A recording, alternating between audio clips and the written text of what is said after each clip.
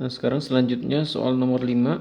Nah, di sini jika 21 dikali P sama dengan 9 dikali 28, maka di sini kita disuruh mencari berapa nilai P ya. Berapa nilai P. Berarti artinya kita selesaikan dulu operasi operasi perkalian yang bisa diselesaikan ya. Jadi artinya 21 kali P sama dengan 9 kali 28, berarti kita selesaikan dulu mana perkalian yang bisa diselesaikan. Artinya 9 dikali 28 dulu bisa kita kerjakan kan ya. Berapa hasilnya? Berapa hasil dari 9 kali 28 itu adalah 252 ya. Jadi bisa kita tuliskan di sini 21 dikali P sama dengan 252 ya. Jadi 21 dikali P sama dengan 252. Artinya 21 itu dikali berapa supaya hasilnya 252. Ya, berarti berapanya itu atau nilai P-nya itu adalah 252 dibagi dengan 21 ya. Berarti nilai P itu berapa? Hasil dari 252 dibagi 21 itu hasilnya adalah 12 ya. Jadi hasilnya 12. Atau bisa juga kita menggunakan cara yang kedua ya. Jadi artinya cara yang kedua itu tidak perlu kita mengalihkan angka-angka yang cukup besar ini ya. Jadi kita tinggal menyederhanakan sehingga kita dapatkan bilangan yang lebih kecil ya. Sehingga dengan bilangan yang lebih kecil tersebut memudahkan kita kan untuk mengoperasikan perkalian ya. Jadi cara yang kedua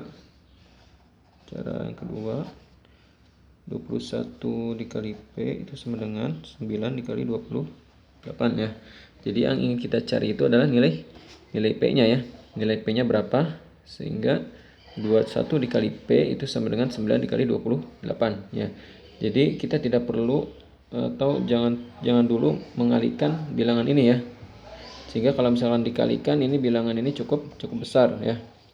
Maka kita karena di sini yang mau dicari itu nilai P ya. Nilai P ya. Maka yang jadi pembaginya itu adalah yang 21 ya. Yang jadi pembaginya itu adalah yang 21 karena yang dicari P berarti yang senilai atau yang sebanding dengan 21 yang sebanding dengan nilai P itu adalah 21, maka 21 ini menjadi pembagi ya. Jadi pembagi, jadi artinya bagi 21 ya. Maka 9 dikali 28 dibagi 21 itu adalah nilai P. 9 dikali 28 ya. Jadi untuk mencari nilai P adalah maka 21 ini menjadi pembagi atau yang menjadi penyebutnya ya, dibagi 21 dan perkalian dari 9 dikali 28 ya. Jadi nilai P itu adalah 9 dikali 28 dibagi atau per 21 ya. Dan ini jangan dulu kita kalikan ya bilangannya, tapi kita lebih baik kita sederhanakan terlebih dahulu ya. Di sini ada bilangan 9, 28 dan 21. Mana yang mau kita sederhanakan? 9 dengan 21 atau 21 dengan 28 ya. Misalkan saya mau menyederhanakan 9 dan 21 ya. Kita sama-sama bagi dengan bilangan yang sama ya. 9 dan 21 misalkan kita bagi dengan bilangan 3. Yang 9-nya kita bagi 3, hasilnya 3 ya. 21-nya kita bagi 3, hasilnya 7 ya. Ya, 9 dan 21 kita sederhanakan sama-sama dibagi 3 ya. 9-nya dibagi 3 sisa 3, 21-nya dibagi 3 hasilnya 7 ya. Ini sudah tidak bisa sederhana. Ini udah bentuk paling sederhana ya, 3 dan 7, 3/7. Lalu mana lagi yang bisa kita sederhanakan? 7 dan 28. 7 dan 28 kita bisa sederhanakan ya, sama-sama dibagi 7. Yang 28 yang dibagi 7 hasilnya 4. Yang 7-nya dibagi 7 hasilnya 1 ya, habis ya, sisa 1, di bawahnya 1 ya. Sehingga diperolehlah sisa angkanya 3 dan 4 ya. 28-nya sudah dicoret tadi ya, bisa 4. Jadi tinggal kita kalikan saja 3 dikali 4 dibagi 1 kan. Ya, jadi yang di bawahnya 1 itu tidak berpengaruh. Jadi tinggal kita kalikan saja yang atas ya kan. 3 dikali 4. Berapa 3 kali 4? Hasilnya 12 ya. Sama kan hasilnya kan? P-nya adalah 12. Yang perhitungan yang cara pertama pun hasilnya 12. Cuman yang cara kedua ini kita lebih mudah mengalihkannya kan. Tinggal kita sederhanakan saja angka-angkanya sehingga kita mengalihkan dengan angka yang tidak besar ya. Nah, yang selanjutnya adalah selanjutnya coba kita mengerjakan soal nomor 7 ya. Di sini ada dua operasi ya. Ada operasi perkalian dan pembagian ya. Ada yang pertama itu negatif 27 dikali P dibagi negatif 15 itu hasilnya 18 ya. Kita mencari berapa nilai P dan berapa nilai Q ya. Lalu setelah kita dapatkan nilai P dan nilai Q, maka kita tinggal menjumlahkan nilai P dan Q. Maka itulah hasil dari jawaban nomor 7 ya. Sekarang kita terlebih dahulu menyelesaikan operasi yang pertama ini kan. Negatif 27 dikali P dibagi negatif 15 hasilnya 18. Berapa nilai P-nya ya? Coba kita lihat. Ya, negatif 27 dikali P dibagi negatif 15 itu sama dengan 18. Berapa nilai P ya? Jadi agar lebih memudahkan pembagian ini bisa kita rubah menjadi bentuk pecahan ya, menjadi per ya. Jadi kita tuliskan negatif 27 dikali P per min 15 sama dengan 18 ya. Jadi ini bentuk lainnya ya. Jadi pembagiannya agar lebih memudahkan proses perhitungannya, kita rubah menjadi bentuk pecahan ya. Jadi negatif 27 dikali P per negatif 15 sama dengan 18 ya. Yang ingin kita cari adalah nilai P ya. Lalu setelah ini seperti apa? Jadi bisa kita hitung negatif 27 dikali P sama dengan ya. Yang di sini negatif 15-nya bisa kita naikkan ke atas sini ya. Jadi negatif 15 kita pindahkan ke sini. Jadi dikalikan ya. Jadi 18 dikali negatif 15 ya. Jadi seperti ini ya. Jadi negatif 27-nya dikali P ya. Jadi negatif 27 dikali P. Lalu ini yang di bawah ini negatif 15 kita kalikan silang ke atas ya. Kita kalikan dengan 18 ya. Jadi 18 dikali negatif 15 ya. Jadi sampai seperti ini jangan dulu kita kalikan ya. Karena kalau kita kalikan bilangannya akan besar ya. Kalau udah seperti ini yang dicari adalah nilai P. Berarti kita mencari nilai P. Berapa nilai P ya. Maka yang jadi pembaginya itu adalah ini ya. Yang jadi pembaginya adalah negatif 27. Negatif 27. Negatif 27.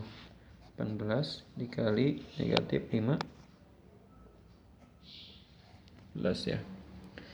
Jadi yang jadi pembaginya negatif 27 ya. 18 dikali negatif 15 dibagi atau per 27. Berapa hasilnya? Jangan dulu kita kalikan ya. Kalau kita kalikan ini bilangannya cukup besar kan. 18 kali 15 dibagi negatif 27. Jadi cukup kita sederhanakan terlebih dahulu. Mana yang mau kita sederhanakan? 18 dengan 27 atau 27 dengan 15. Jadi misalkan saya mau menyederhanakan bilangan 27 dengan 15 ya. Jadi 27 dan 15 kita sama-sama bagi dengan 3 ya. 15-nya kita bagi 3.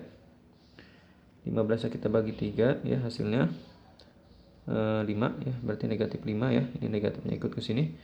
Lalu 27-nya dibagi 3 hasilnya 9. Berarti negatif 9 ya. Lalu setelah ini ya, jadi ini sama-sama dibagi bilangan 3 ya. 15-nya dibagi 3 hasilnya 5 ya. 27-nya dibagi 3 hasilnya 9. Jadi ini negatif 5, negatif 9. Lalu masih bisa kita sederhanakan. Mana yang bisa disederhanakan?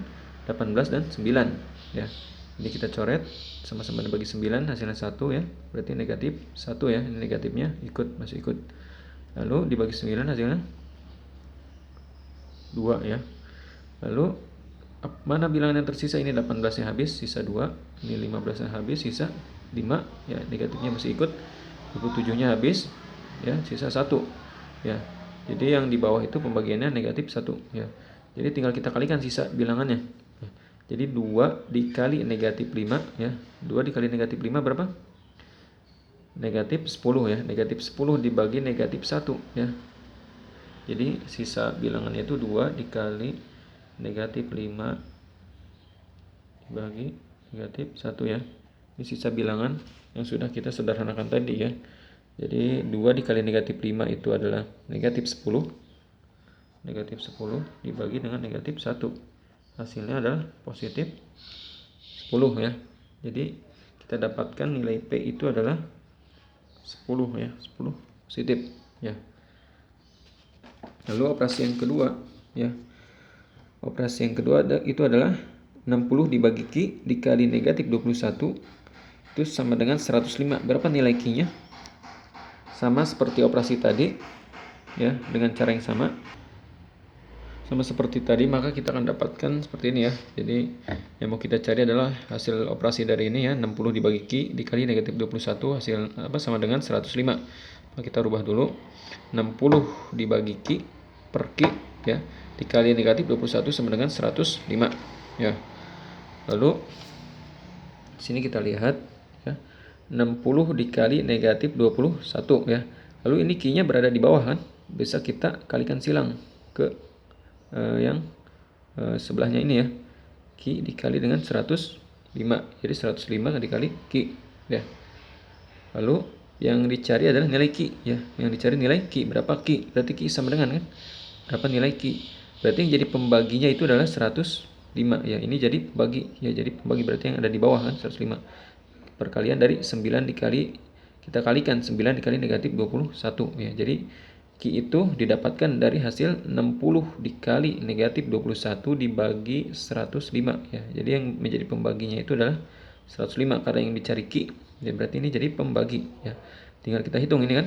Nah, mana yang bisa kita sederhanakan dari bilangan-bilangan berikut? Mana yang bisa kita sederhanakan ya? Coba kita menyederhanakan bilangan ini ya, 105 dan 21 ya. 105 dan 21 ini bisa kita sederhanakan sama-sama dibagi 21 ya. 21 nya habis ya, sisa 1 ya, sisa 1 berarti negatif 1 ya. 105 nya dibagi 21 itu hasilnya 5 ya. Jadi sekali lagi ini 21 nya dibagi 21 habis, sisa hasilnya 1 ya, berarti negatif 1 ya, ini negatifnya ikut ke sini. 105 nya dibagi 21 hasilnya 5 ya. Sampai sini masih bisa ada lagi yang sederhanakan. Jadi ini 105 nya habis ya, hilang, tinggal sisa 5 dan 60 nih bisa ya. 5 nya habis, 5 bagi 5 1 ya. Lalu 60 nya dibagi 5 hasilnya 12 ya.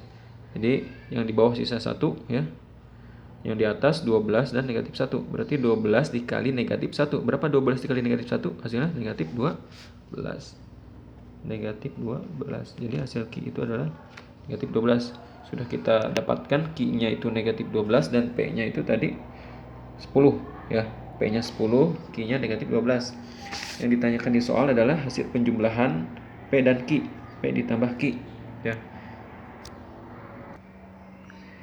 Hasil penjumlahan P dan Q atau P ditambah Q itu adalah 10 ditambah, karena nilai P-nya 10 ya, Q-nya itu adalah negatif 12, maka 10 ditambah negatif 12 ya. Di sini ada tanda yang berendengan ya. Ada dua seperti ini ya, ada positif, ada negatif. Maka kita jadikan satu tanda, positif dengan negatif itu menjadi negatif. Jadi artinya kita tinggal menghitung 10 negatif atau dikurangi 12. Ya, 10 dikurangi 12 itu hasilnya negatif 2. Jadi hasilnya adalah negatif 2. Maka penjumlahan P dan Q atau P ditambah Q itu adalah negatif 2 ya, atau min 2 ya. Itu nomor 7. Lalu yang selanjutnya adalah nomor 8. Pak Burhan seorang pedagang beras. Ia memiliki persediaan beras sebanyak 272 kg. Rata-rata beras yang terjual setiap hari itu sebanyak 17 kg ya. Lalu yang ditanyakan berapa hari beras Pak Burhan akan habis terjual ya. Jadi Pak Burhan itu memiliki persediaan berasnya sebanyak 272 kg ya. Jadi setiap hari beras tersebut terjual sebanyak 17 kilo. Maka berapa hari? Ya tinggal kita bagi saja kan, 272 kg dibagi dengan 17 kg ya. 272 kg dibagi dengan 17 kg ya, itu hasilnya 16 hari. Jadi persediaan beras sebanyak 272 kg ya jika rata-rata 17 kilo ya yang terjual, maka akan habis sebanyak 16 hari ya, seperti itu. Lalu yang nomor selanjutnya itu nomor 9 ya, nomor 9. Sebuah industri rumah tangga berupa barang mainan mampu menjual sebanyak 1.200 unit mainan per minggu. Lalu keuntungan penjualan setiap barang sebesar 2.000. Berapa keuntungan industri mainan tersebut setiap tahun ya. Jadi di sini dikatakan bahwa sebuah perusahaan atau industri rumah tangga berupa barang mainan mampu menjual sebanyak 1.200 unit mainan per minggu. Di sini yang ditanyakan adalah keuntungan industri mainan tersebut setiap tahun ya, setiap tahun. Ya. Jadi kita tahu bahwa dalam satu bulan itu ada sebanyak 4 minggu ya. Jadi dalam satu bulan itu sebanyak 4 minggu. Nah, berarti dalam satu bulan mainan yang terjual itu sebanyak 1.200 dikali 4 ya. 1.200 kali 4 ya. Jadi kita tahu satu bulan itu 4 minggu. Maka dalam satu bulan itu karena satu minggunya 1.200 yang terjual, 1.200 mainan atau 1.200 unit, maka tinggal kita kalikan 4, hasilnya 4.800 unit per bulan. Jadi industri tersebut bisa menjual mainan ya dalam sebulan itu adalah 4.800 barang atau 4.800 unit ya per bulan ya. Yang ditanyakan setahun ya. Jadi kita tahu dalam setahun itu 12 bulan ya. Jadi kalau dalam sebulan itu 4.800 yang terjual, maka dalam setahun adalah tinggal kita kalikan 12 karena dalam setahun itu 12 bulan ya. Berarti 4.800 itu dalam sebulannya kita kalikan 12 ya, karena dalam setahun ada 12 bulan ya. 4.800 kali 12 itu hasilnya 57.600 unit ya. Jadi pabrik tersebut, perusahaan industri tersebut dapat menjual mainan dalam setahun itu sebanyak 57.600 unit per tahun ya. Nah, yang ditanyakan itu adalah keuntungan. Di sini kita tahu keuntungan tiap penjualan, tiap unitnya itu adalah sebesar 2.000 ya. Sebesar 2.000. Kita tahu dalam setahun itu industri tersebut dapat menjual 57.600 unit ya. Maka karena keuntungan setiap barangnya atau setiap unitnya 2.000, maka tinggal kita kalikan 57.600 dikali 2.000, hasilnya 115.200.000 ya. 115.200.000 itu adalah keuntungan industri tersebut dalam setahun ya. Jadi hasilnya 115.200.000. Lalu soal selanjutnya nomor 10 ya. Bu Rini seorang pedagang telur asin. Ia membeli telur asin lalu menjualnya lagi dengan kemasan lain ya. Dengan kemasan lain ini bisa kita lihat, ini ada kotak telur asin yang Ibu Rini beli ya. Bu Rini membeli 8 kotak telur asin ya, yang terlihat di gambar. Jadi di sini bisa kita lihat satu kotak telurnya itu ada sebanyak ya. Jadi 1 2 3 4 5 6. Jadi sebanyak 30 ya. Bisa kita hitung nih. Jadi satu kotak telurnya itu ada 30 telur asin ya. Sedangkan Bu Rini di sini memberi 8 kotak telur ya. Berarti berapa jumlah telurnya? 8 dikali 30 ya. 8 kali 30 itu berapa? 240 telur. Ya berarti Bu Rini memberi sebanyak 240 telur asin ya. Lalu ia akan mengemas ulang telur tersebut seperti menggunakan kemasan mika ya, seperti gambar ini kemasan mika ya. Jadi satu kemasan mika itu berisi, kita lihat di sini ada sebanyak 6 telur. Jadi telur yang dibeli tadi total oleh Ibu Rini itu adalah 240 telur, akan dikemas sebanyak 6 telur ya, isinya satu kemasan 6 telur. Maka tinggal kita bagi saja kan, 240 telur dibagi 6. Nah, itulah banyak kemasan telur yang dibuat Bu Rini. Ya, bisa kita lihat di sini. Ya. Jadi satu kotaknya itu adalah 30 telur, ya. Jadi Bu Rini membeli 8 kotak. Ya, berarti total telurnya adalah 8 kali 30. Ya, totalnya 240 telur yang dibeli Bu Rini. Lalu satu mika itu berisi ya 6 telur. Ya, satu mika itu tadi berisi 6 telur.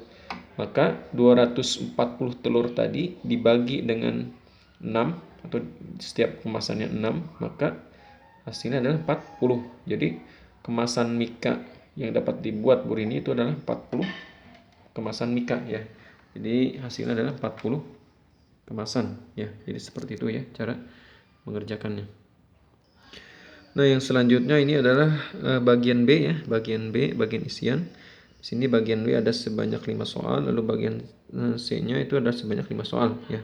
Di sini masih soal-soal yang berkaitan dengan operasi hitung bilangan bulat, khususnya operasi perkalian dan pembagian ya. Bisa kalian lihat ya, coba kalian kerjakan terlebih dahulu soal-soal ini, bisa kalian catat terlebih dahulu soal-soal ini. Bagian B-nya sebanyak 5 soal, bagian C-nya sebanyak 5 soal ya. Coba kalian kerjakan seperti apa yang sudah saya tadi contohkan ya. Jadi untuk materi operasi perkalian dan pembagian ini mungkin cukup sampai di sini dulu ya. Coba kalian kerjakan soal-soal ini. Setelah kalian kerjakan, nanti di lain kesempatan mungkin saya akan bisa membahas soal-soal ini ya.